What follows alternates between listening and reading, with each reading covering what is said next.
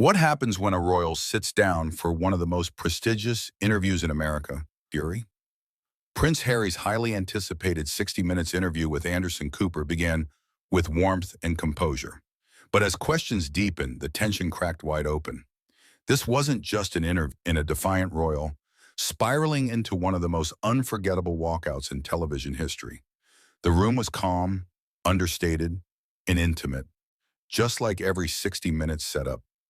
No grand stage, no studio audience, just two chairs, a coffee table, and the unmistakable quiet of serious journalism. Anderson Cooper greeted Prince Harry warmly, extending his hand with a respectful smile. "Harry, thank you for being here," Anderson began, his tone carrying both gravity and hospitality. Harry nodded curtly, his posture relaxed but with a certain stiffness that hinted at the storm underneath. "Well, I suppose the world expects me to explain myself, so here I am." Anderson chuckled lightly, steering the moment back to ease. "That's the beauty of conversations like this. People get to hear directly from you." The first few minutes unfolded smoothly. Anderson asked about Harry's life in America, his projects, the transition from royal duties to private ventures, and the challenges of raising a family outside the crown's shadow. Harry's answers, though, already carried a sharper edge than expected. "America has been tolerable," he said, his voice tinged with arrogance. "At least here I don't have to bow to outdated rituals or pretend my family understands me. It's liberating to finally live in a place where people treat me as special, not just a spare part of a system." Anderson adjusted in his chair, unfazed. He had interviewed presidents, generals, and celebrities under fire. Ego and pride were no strangers to him. He leaned forward slightly. "But isn't there also comfort in tradition? A sense of stability, perhaps?" Harry smirked. "Comfort for whom?" "For the ones sitting on golden thrones. Tradition is just a cage with better wallpaper. My family clings to it because it hides the cracks." The tension in the room shifted ever so slightly. Anderson noticed the sudden flash of defiance in Harry's eyes, but his own tone stayed calm, steady. "That's an interesting way of putting it. And yet, millions still admire the monarchy, seeing it as a symbol of unity and resilience. What do you say to them?" Harry's reply came swift, dismissive. "I say they're infatuated with a fairy tale. They don't see the machinery behind it, the manipulation, the silencing, the control. They celebrate the crown, but they don't care who bleeds for it." Anderson gave a small pause, his journalist instincts sharp. He recognized the early signs of escalation, but part of his role was to let the truth unravel, even if it grew uncomfortable. He shifted gently to a different angle. "Let's talk about family," he said softly.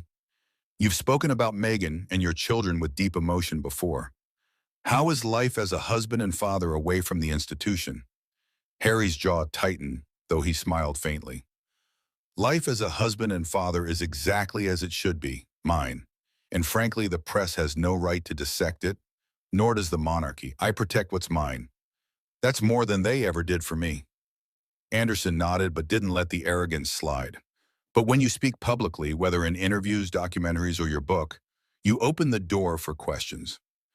Do you feel there's a contradiction between demanding privacy while also sharing intimate details on your own terms?" Harry's eyes flickered with irritation. "That's a tired argument. Privacy doesn't mean silence. It means control. I decide what the world deserves to know, not the other way around. If people can't grasp that, then they're not worth addressing." The shift was undeniable now. What started as an engaging interview was tilting toward confrontation. Anderson, however, remained composed, even offering a half smile. "That's certainly one way of putting it.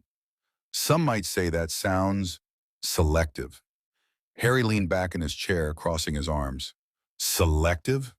No, it's called freedom. Something you, as an American, should understand better than most." The words hung in the air like a challenge. The warmth of the opening had evaporated, replaced by an icy tension that made even the quietest creaks of the set sound loud. Anderson gave a slow nod, jotting down a note on his pad, though his expression remained neutral. Inside, though, he knew, this was no ordinary interview. This was a powder keg, and Harry was holding the match. The stillness in the room was deceptive. Cameras rolled quietly. Crew members barely dared to breathe, and in the center sat two men, one seasoned in the art of journalism, the other simmering with defiance. The tension was now visible, like heat rising from asphalt. Anderson Cooper leaned forward slightly, his tone still measured, calm, but his questions sharpened just enough to pierce through Harry's polished armor. "You've spoken about your struggles with the institution," Anderson began, "but I want to ask about something deeper. Your mother, Princess Diana, became a global symbol not only because of her role, but because of the way she connected with people. Do you feel that you carry her legacy?" For a moment, Harry's lips pressed together in a thin line. The question touched a raw nerve, and his response came fast, clipped. "Legacy is a word the media loves. You put my mother on pedestals, you tore her down, and then you expect me to carry that weight as though it's a crown I should be grateful for.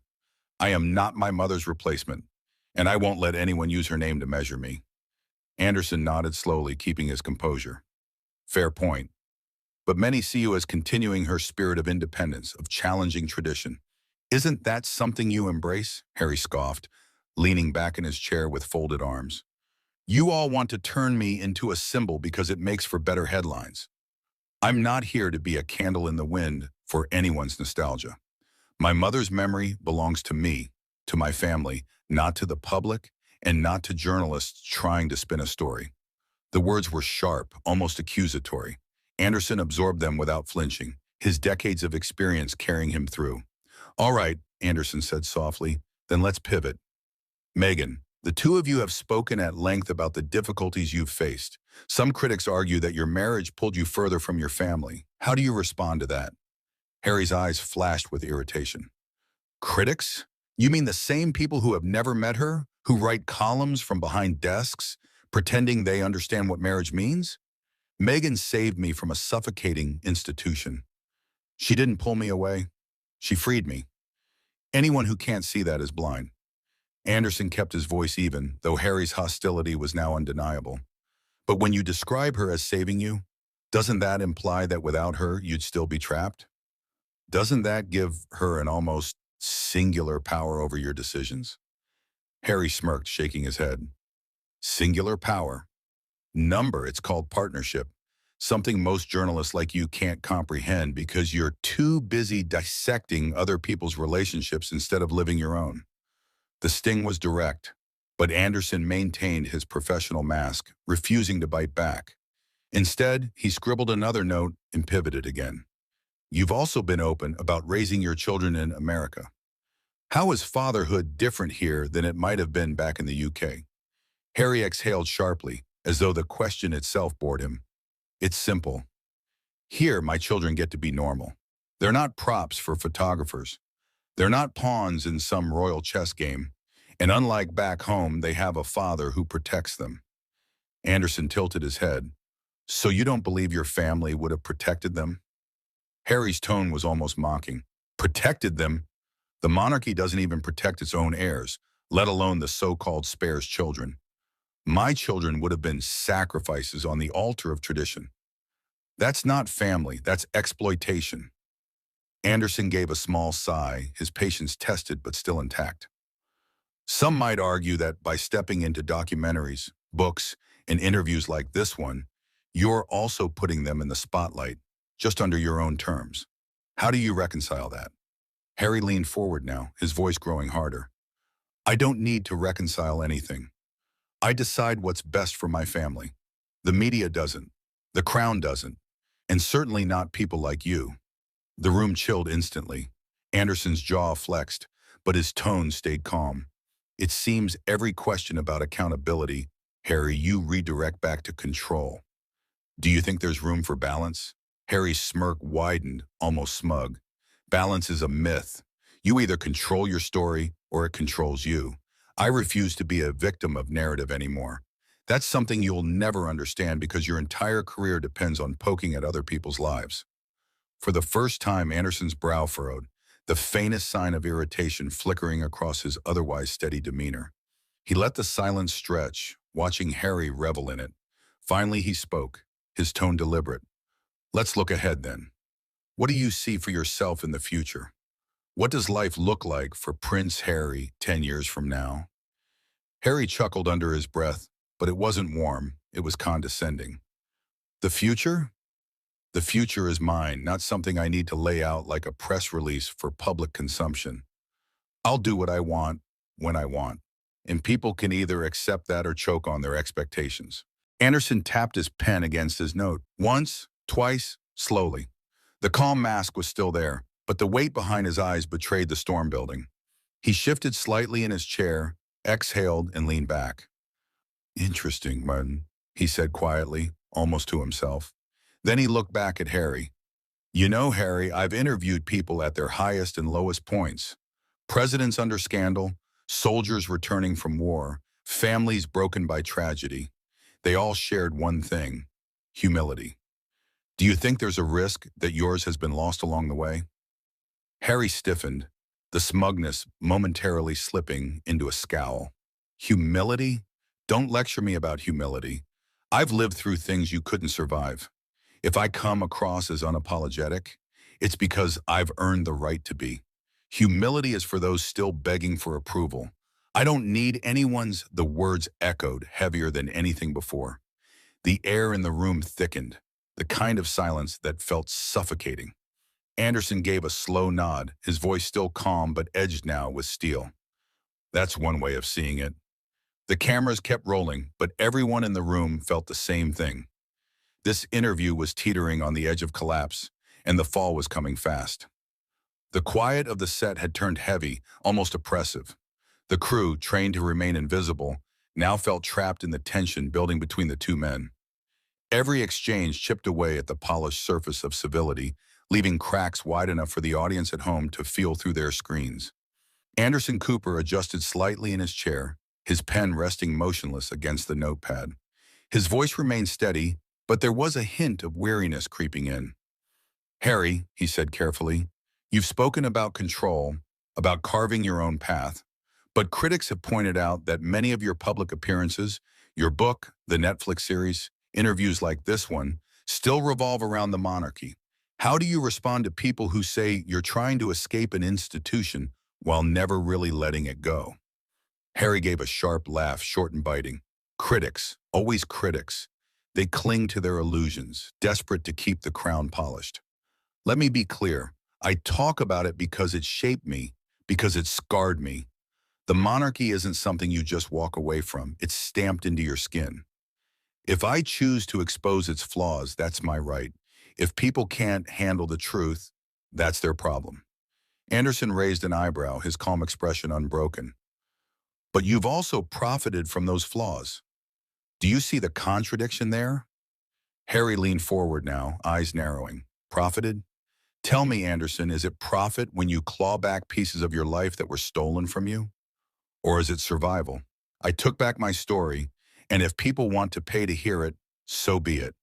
Better they hear it from me than from the tabloids you people love to quote. The dismissive tone carried an edge that even Anderson's legendary patience couldn't smooth away. He kept his voice level, but it was tighter now. I don't quote tabloids.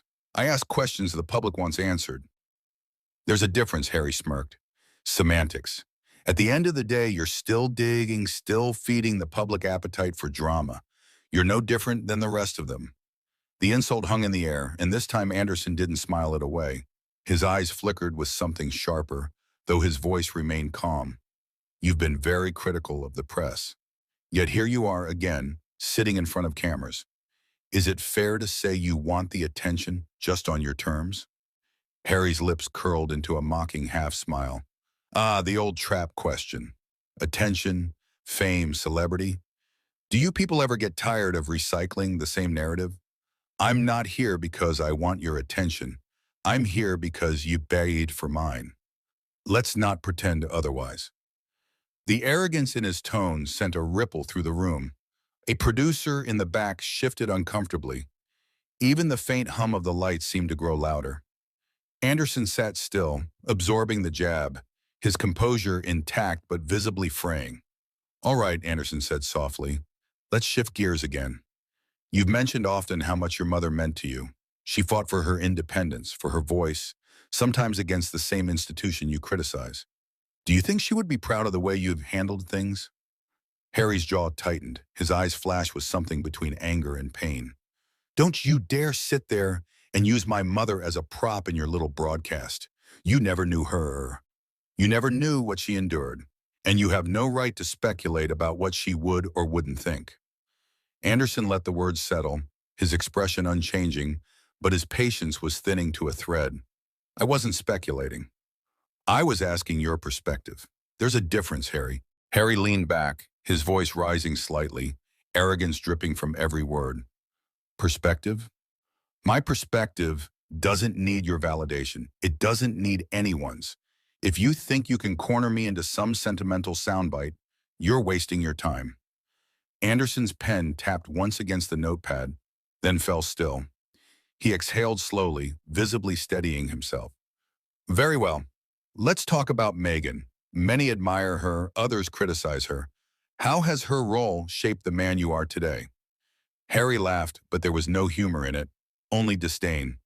Here we go. Always Megan, always the obsession. Let me spell it out for you. Megan isn't my role model. She's my partner.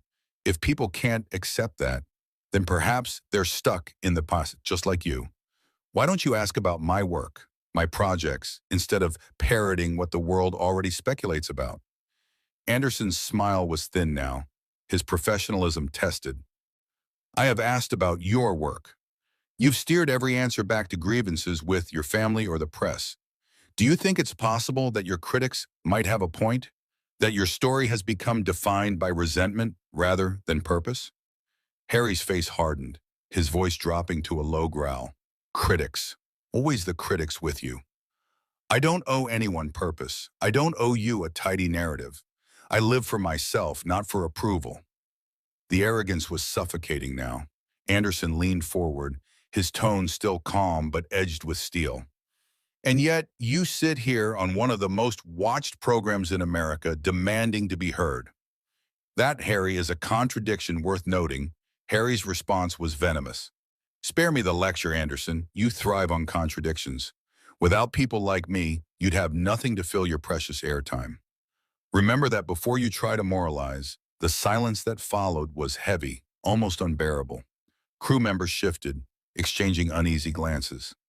Anderson's calm demeanor hadn't cracked fully, but the weight of Harry's arrogance was pressing down hard. Finally, Anderson straightened in his chair, his tone low and deliberate. I've interviewed leaders, survivors, people who've endured unimaginable loss. They all carried themselves with dignity. What I'm seeing here, Harry, is something else entirely. Harry's eyes narrowed, his smirk returning. Dignity is overrated. Survival is all that matters. And I've survived more than you'll ever understand. The words landed with finality, but not respect. The room was now charged with hostility, the breaking point just a breath away. Everyone could feel it. The fuse had burned almost to its end. Anderson sat back, his composure hanging by a thread. The next question, the next exchange, would decide everything. The studio was quiet, the kind of silence that feels alive, pulsing with unspoken tension. Anderson Cooper sat poised in his chair, his face calm but his eyes sharp, studying the man across from him.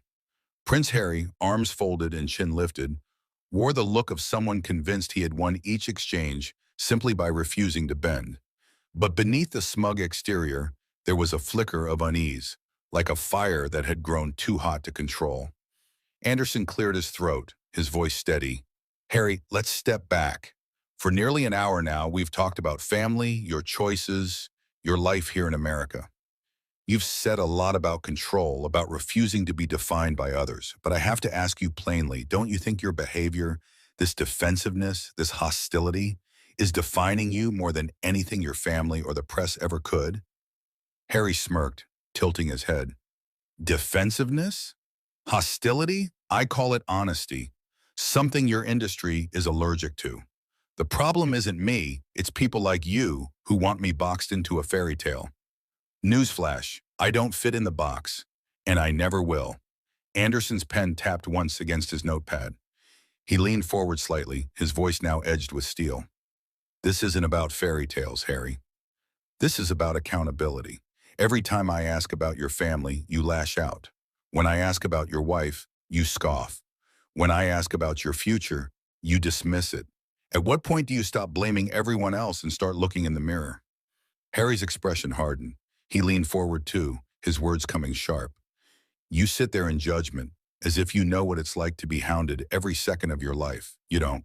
None of you do, and yet you expect me to bow my head and answer politely? Number. That's over. I'm done playing by anyone's rules but my own. The air grew heavier, every eye in the room fixed on the two men. Anderson's patience, stretched thinner than ever, finally snapped.